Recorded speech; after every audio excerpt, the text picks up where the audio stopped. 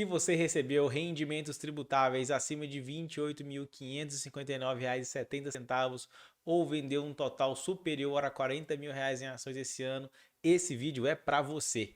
Nele eu vou destrinchar um passo a passo completo de como você declara o seu imposto de renda, desde como você baixa o aplicativo e como que funciona cada categoria. Vou tentar ser muito breve e direto para o vídeo não ficar extenso e ele ser bem tranquilo, bem sucinto para você absorver o máximo de informação e conseguir tirar suas dúvidas e realizar sua própria declaração de imposto de renda. Então vamos para o vídeo. Vamos lá, sem delongas, primeiro passo é entrar no site da Receita Federal pelo www.receita.gov.br. Se tiver com dúvida, pode digitar no Google também, imposto de renda, download ou imposto de renda Receita Federal, você vai conseguir chegar justamente em uma dessas duas páginas que a gente se encontra nesse exato momento. Nessa primeira página, no receita.gov.br, a gente vai ter diversas informações relacionadas à Receita Federal e, é claro, uma das principais delas é relacionada ao imposto de renda. Clicando na página de imposto de renda, a gente chega no portal onde a gente tem alguns serviços disponíveis.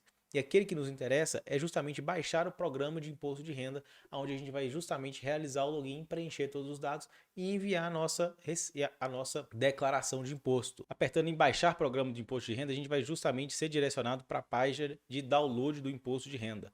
Nesse caso, a gente ainda está vendo o programa relacionado a 2022. Não tem problema, o passo a passo será o mesmo. Se você já tiver esse programa instalado na sua máquina, ele vai automaticamente ser atualizado. Além disso, também é possível preencher online e pelo aplicativo, você vai conseguir fazer pelo celular ou pelo seu tablet. Mas acredito que uma maneira mais simples e mais completa da gente utilizar nesse primeiro momento, que eu te aconselho, é justamente pelo computador, baixando o software relacionado ao sistema operacional que você utiliza. É claro, você tem a opção de Windows, Mac, Linux ou multiplataformas. Clicando em baixar programa, você vai ter um arquivo executável, você instala ele de uma forma muito simples e vai chegar justamente no programa que eu vou mostrar para vocês agora. No caso, já com o programa aberto, a gente tem a página inicial de boas-vindas e a nossa opção é justamente enviar uma nova declaração. Ainda assim, a gente se depara com 3 tipos de declarações. A gente pode enviar a declaração de ajuste anual, que é justamente o que a gente quer realizar nesse primeiro momento. A gente pode realizar uma declaração final de espólio, caso você tenha algum ente, algum próximo que veio a falecer, para você dar baixa em todo o sistema fiscal que ele possui relacionado à Receita. E a declaração de saída definitiva do país, que é caso você vá morar nos Estados Unidos, Europa, ou seja, qualquer país fora do Brasil e queira encerrar o seu CPF e não ter mais nenhum vínculo fiscal aqui no Brasil. Tá? No nosso caso vai ser a declaração de ajuste anual e ainda assim a gente se depara com 3 opções. Se você já preencheu e entregou no ano passado o seu imposto de renda pelo site do gov.br, você pode linkar e puxar ela já pré-preenchida e só adaptar e complementar.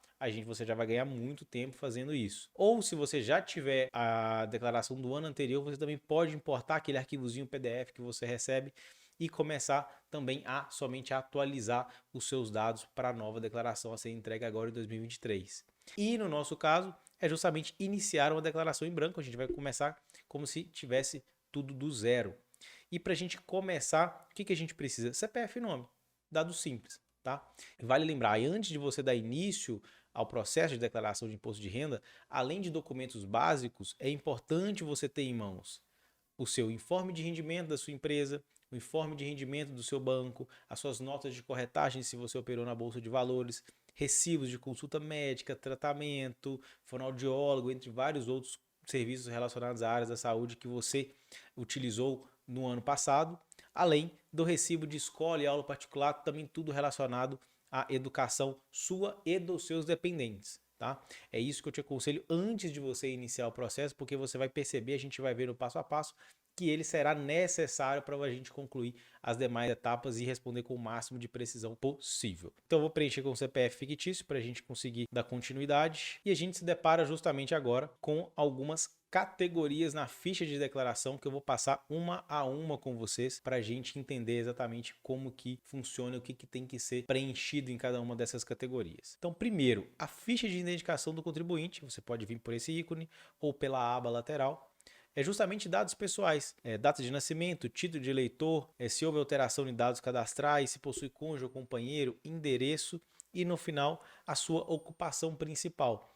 Talvez a única dúvida, algo diferente que não seja, que você tem que se atentar aqui, é que dentre a sua ocupação principal, dentre as várias categorias que ele te informa de forma preliminar, desde empregado, microempreendedor, bolsista, militar, você tem que preencher logo em seguida, clicar na lupazinha e adequar uma subcategoria àquela que você preencheu inicialmente. Ou seja, você tem, a Receita está pedindo para você ser o mais específico possível na sua resposta, tá? Então, clicando, ele já vai puxar automaticamente e preencher. Em tese, você respondendo isso aqui de acordo com os seus documentos, é claro, os seus dados principais, você já pode seguir para a aba de dependentes. Na aba de dependentes, caso você possua algum dependente, é claro, você vai clicar em novo, preencher o tipo de dependente que a pessoa se encaixa, se ele é um filho, um companheiro, um pai, um menor, um incapaz. Ele dá várias especificações aqui. Você clica, e naturalmente você escolhendo esse tipo, ele vai te pedir os documentos, os dados dessa pessoa. Mais uma vez, a importância de ter essas informações em mãos antes de você dar início à sua declaração de imposto de renda. Tá? Preenchendo com esses dados em questão, você consegue, obviamente, mais uma vez, utilizando nome e CPFs aqui fictícios, você consegue clicar em OK e ele já vai introduzir o primeiro dependente na sua lista, tá? E uma dica muito importante relacionada à parte de dependentes, pessoal, é o seguinte: você só pode declarar, somente um cônjuge pode declarar o dependente. Em resumo, o que é isso? Você é casado e possui um filho, você vai fazer sua declaração, sua esposa também, seu esposo também vai fazer uma declaração. Um de vocês tem que declarar o filho, um de vocês tem que declarar o dependente. Se você declarar e o seu cônjuge também declarar, dá inconsistência no sistema, a Receita vai pedir para você retificar, vai pedir para correr atrás e corrigir esse erro, tá bom? Entendido isso, a gente vai justamente para a parte de alimentados, que são justamente pessoas, em tese, dependentes que você não quer declarar como dependente. Elas podem receber pensão alimentícia ou também você ter despesas médicas com instituições, despesas médicas ou com educação, mas você não quer incluí-la exatamente como dependente de forma fiscal. Tá? O processo é o mesmo, você clica em novo, escolhe o tipo de categoria, preenche os dados dessa pessoa e ela vai ficar salva nesse campo. A grande diferença é que os dependentes podem te garantir uma dedução de R$ 2.275. Então vale você preencher exatamente e depois ver o que faz sentido ou não. No final a gente vai ver como que funciona o saldo do imposto de renda. E a gente chega justamente agora em rendimentos tributáveis recebidos de PJ pelo titular. Quando você trabalha para uma empresa, ela também declara o quanto que ela te pagou. E no final de cada ano letivo, ela também te entrega justamente a declaração ou o informe de rendimento, onde ela descreve exatamente o que e como e quanto ela te pagou ao longo do ano. Nessa declaração, você vai justamente utilizar o CNPJ da fonte pagadora, que todos esses dados vão estar no informe de rendimento. Vamos supor que nesse caso aqui eu fiz um pagamento, fiz uma prestação de serviço para o YouTube. Vou declarar o quanto eu recebi do YouTube ao longo desse ano, né, na empresa em questão. Todos esses dados de contribuição, imposto, 13º, vem exatamente descrito cada centavo no imposto de renda.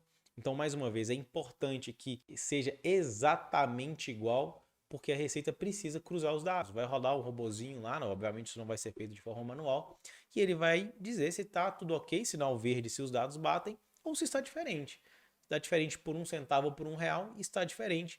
Eles vão pedir, se isso acontecer, eles vão pedir para você corrigir. É uma dor de cabeça que você vai ter que retificar a sua imposto de renda lá na frente. Então preencha exatamente igual o informe de renda que você recebe da empresa que você trabalhou. E rendimentos tributáveis recebidos de pessoa física e do exterior pelo titular é justamente se você fez algum tipo de prestação de serviço via pessoa física. Se você é autônomo, tem livro caixa, emitiu nota para alguém em algum tipo de prestação de serviço, você justamente declara aqui. E também rendimentos recebidos através de aluguéis. Se você tem algum imóvel em seu nome alugado e recolhe aluguéis mensalmente, você declara justamente nessa aba, além de outros aspectos, como pensão alimentícia e outros, ou algum rendimento recebido no exterior, você justamente declara exatamente nessa coluna, tá bom? E agora a gente chega em rendimentos isentos e não tributáveis. São aqueles rendimentos que você já tem, que não tem a necessidade, que não vai haver necessidade de ser tributado. Como, por exemplo, dividendos de ações que você recebeu, o FGTS, o INSS, uma rescisão de trabalho.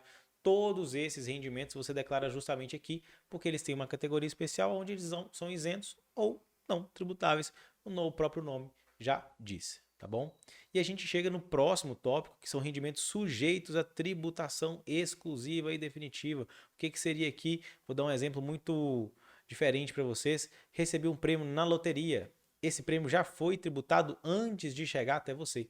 Então, todo recebimento, todo rendimento nessa categoria que já foi tributado antes de chegar até você, você justamente classifica nessa categoria. Por exemplo, o prêmio do Big Brother Brasil já foi tributado, você vai receber o líquido. Caso você venha a ganhar algum prêmio algum dia em algum reality, ele se encaixa justamente nessa categoria, ele já chega com você até desconto. Então é justamente aqui que você encaixa esse tipo de rendimento. Rendimentos tributáveis de pessoa física recebidos acumuladamente pelo titular.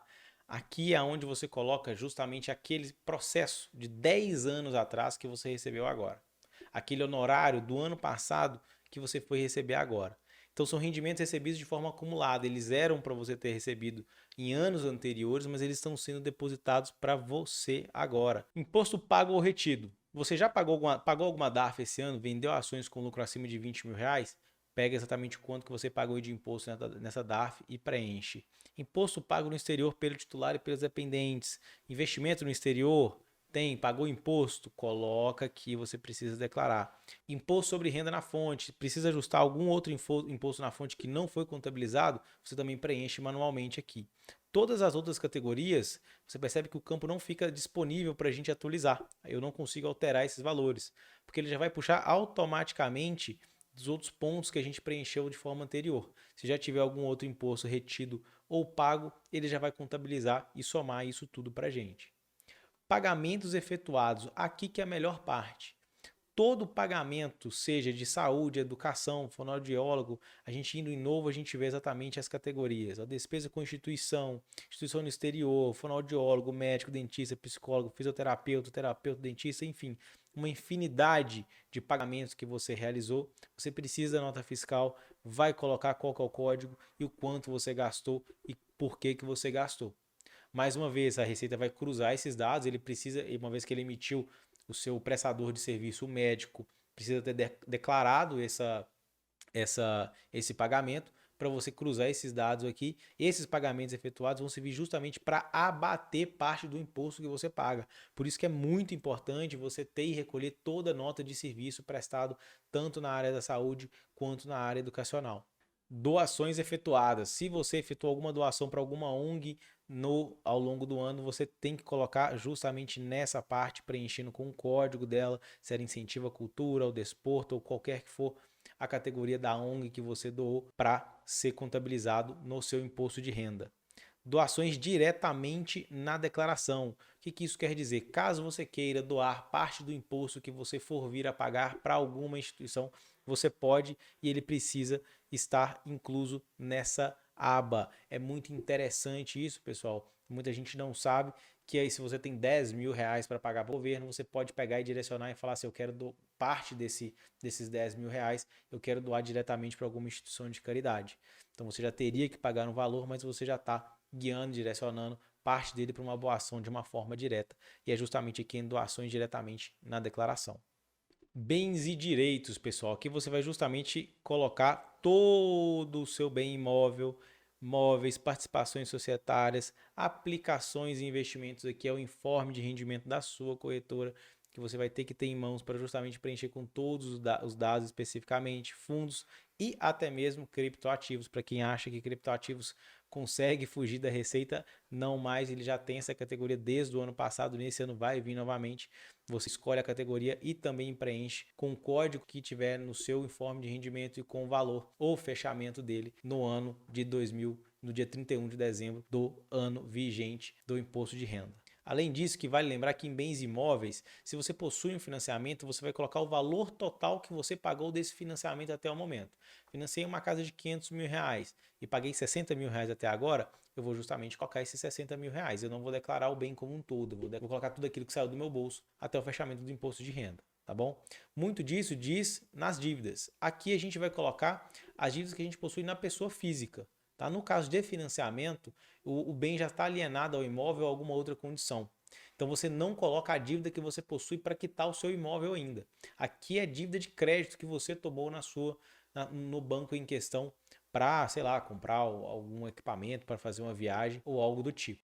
Em espólios, se tiver identificação de inventariante de partilha, você coloca justamente nessa aba. Doações para partidos políticos, justamente se você contribuiu para a última eleição como pessoa física, você tem que declarar no seu imposto de renda.